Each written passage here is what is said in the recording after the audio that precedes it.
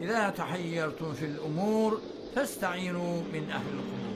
Yani sizler bir neçe işlerinizde müşkülge düşüp sergerden bolsanız, hiçbir gideri uğrunuz tapmasanız, ölüp giden orkon evliyanınızın kömek isteyin.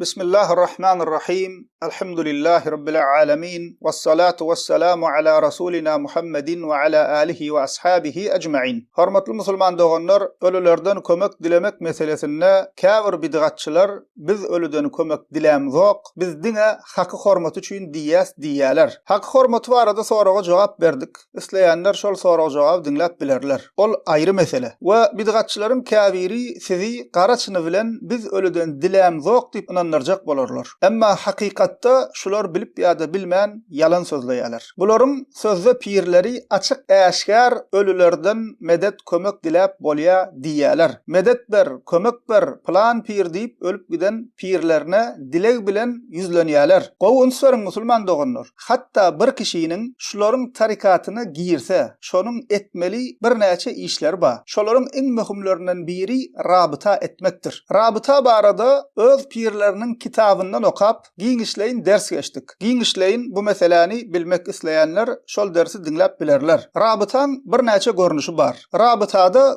gösgöni ölüden kömek dilenýän ýeri bar. Şoňa rabytaň edebi tertibi diýerler. Rabyta meselesinde rabyta zikir zat diýip bilmeýän adamlara rabytaň nämeligini ýalňyş düşündirýärler. Sebäbi bir musulmana ölüden dilemel diýsen, ilmi bolmasa-da, eger bidgatçylaryň azaşdyran kişisi bolaýmasa, ölüden dilemegi kabul etmeýär. Çünki ötüp geçenlerden medet dilemek insanyň sagdyn tebigatyna, fıtratyna ters gelýär. Sagdyn akla ters gelýär. Ölülerden medet kömek dilemegiň Kur'an we sünnete tersliginde görüň ýok musulman doganlar. Emma akıl we fıtratam ölülerden medet kömek dilemegi kabul etmeýär. Edil sagdyn akylyň zynany, ogurlugy, adam öldürmegi kabul etmeýişi ýaly sagdyn akyl we arasynda fıtrat şirki Allah Taala'dan gaýrysyndan medet dilemegi kabul etmeýär. Diýmek näme musulman doganlar? Hakykatda bidgatçy soplar, bidgatçy tarikatçylar ölülerden medet kömek diýip ölülerden dileg edýärler. Olara dileg bilen ýüzlenýärler.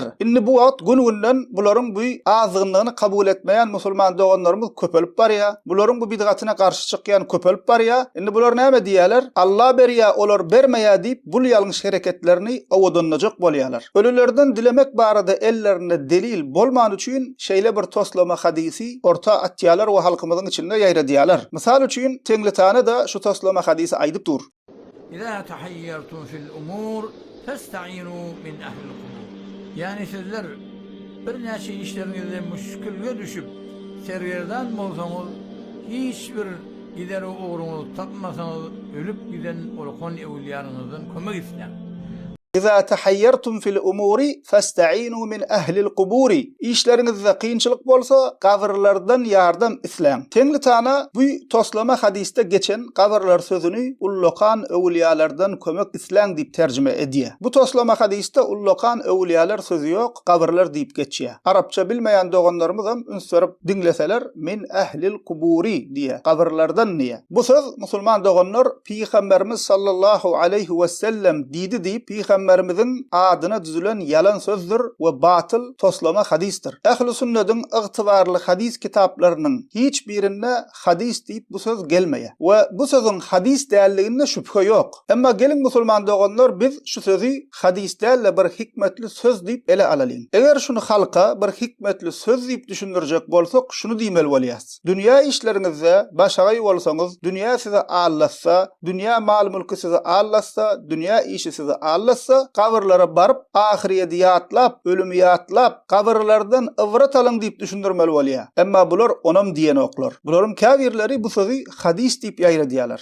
We ölülere ýüzlenip olardan dileg edip bolýar, ewliýalardan medet dilep bolýar diýip ýaýradýarlar. Netijede özleri mazaşýar, bilmeýän adamlarym azaşdyryp şirke oda oklaýarlar. We ýene bir ünsüňiz çekjek ýerim musulman doganlar üns berseňiz öz pirleriniň, ahunlarynyň ýalňyşyna ýalňyş diýip bilenoklar. Sebäbi gözlerinde öz ahun pirlerini Allah'ın dostu diýip şeýle bir ululdypdyrlar, ýalňyşyna ýalňyş diýip bilenoklar. Ýalňyş diýip bilmeýänleriň musulman doganlary ýene bir sebäbi, ýalňyş diýseler köp kişi, onda sizin ahunlaryňyz Allah'ın dostu diýip ýören kişileriňiz bizi bidgata, şirke, ýalan hadise çağırıpdyr diýip, garşy çykarlar diýip, şondan ýalňyş diýip bilenoklar. Misal üçin, has düşnükli bolmak üçin size misal bereýin. Diýişe plomba goýmak meselesinde pirleri, ahunlary diýişe plomba goýmak bolanok, karonka goýmak bolanok diýip näçe kişileriň, näçe musulman doganlarymyzyň diýişsiz galmagyna sebäp boldular. Häzir hem şolaryň ýalňyş geplerini alanyp diýişini çüýredip ýörenler bar. Emma şol ýalňyş fetwa diýip bilenoklar. Biz diýiş plomba meselesi barada delilleri bilen gowadyp iki bölekden ibaret derste düşündirdik. Alyp dinläp bilersiňiz. Emma bular şoňa ýalňyş fetwa diýip bilenoklar. Haçanda şolardan diýişe plomba goýmak bolýarmy, karonka bolýarmy diýip soralsa, men bu meselege girip bilemok, köpçülükde soramaň diýip başga ýana soňýarlar. Şu meselede